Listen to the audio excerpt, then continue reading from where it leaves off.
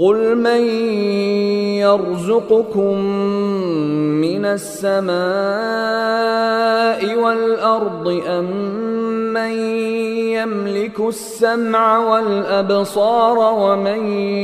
يخرج الحي من الميت ويخرج الميت من الحي ومن يدبر الأمر فسيقولون الله فقل افلا تتقون قل من یرزقکم من السماء، من کہہ دیجئے من کون ہے، یرزقکم جو تمہیں رزق دیتا ہے، یرزقو وہ رزق دیتا ہے، یہ دے گا کم تم سب کو، من السماء آسمان سے، کون ہے جو تمہیں آسمان سے رزق دیتا ہے، والارض زمین سے، امن یملک السمع والابصار، کیا ہے، کون ہے وہ، من کون ہے وہ، یملکو جو اختیار رکھتا ہے، السمع سننے کا، والابصار اور دیکھنے کا۔ ان سے پوچھو کون تم کو آسمان اور زمین سے رزق دیتا ہے نبی محترم، ان سے پوچھئے یہ سماعت اور بینائی کی قوتیں کس کے اختیار میں ہیں، امن یملکو اس کی ملکیت کس کی ہے، کون اختیار رکھتا ہے، ومن یخرج اور وہ کون ہے، یخرج جو نکالتا ہے، الحی الحی زندہ کو، من المیتی من سے میت، سارے کلمات ہماری زبان کے، ویخرج وہ اور نکالتا ہے، اخرج یخرج اخراجا نکالتا المیت میت کو، من الحی حی سے زندہ سے،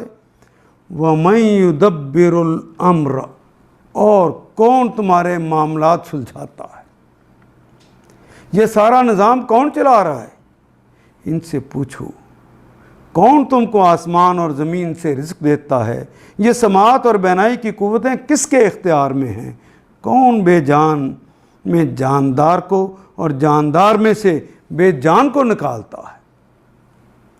کون اس نظم عالی کی تدبیر کر رہا ہے، فَسَيَقُولُونَ اللَّهُ، پس سین مستقبل کے لیے آتا ہے، مضارع کی علامت سے پہلے آتا ہے، یہ مضارع کی علامت لگی ہوئی ہے، آخر پہ وانون جمع کی علامت ہے، فَسَيَقُولُونَ وہ کہیں گے اللہ، اے نبی دیکھنا وہ پھر اللہ ہی کہیں گے، فَقُلْ پھر انہیں کہیں افلا تتقون کیا تم تقوی کی روش کو نہیں اپناتے، وہ ضرور کہیں کہ اللہ، تو پھر انہیں حقیقت کے خلاف چلنے سے پرہیز نہیں کرتے، کیا تم تقوی کی روش کو نہیں اپناتے۔ ان آیات کو ایک دفعہ پھر تلاوت خود کیجیے، عربی و مبین پڑھتے ہوئے دیکھیے کیا بات پوری اندر اتر رہی ہے، کیا یہ اردو کے سانچے میں ڈھلتی گئی ہیں عبارتیں،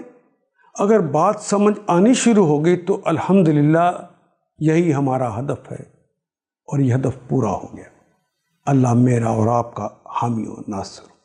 الف لام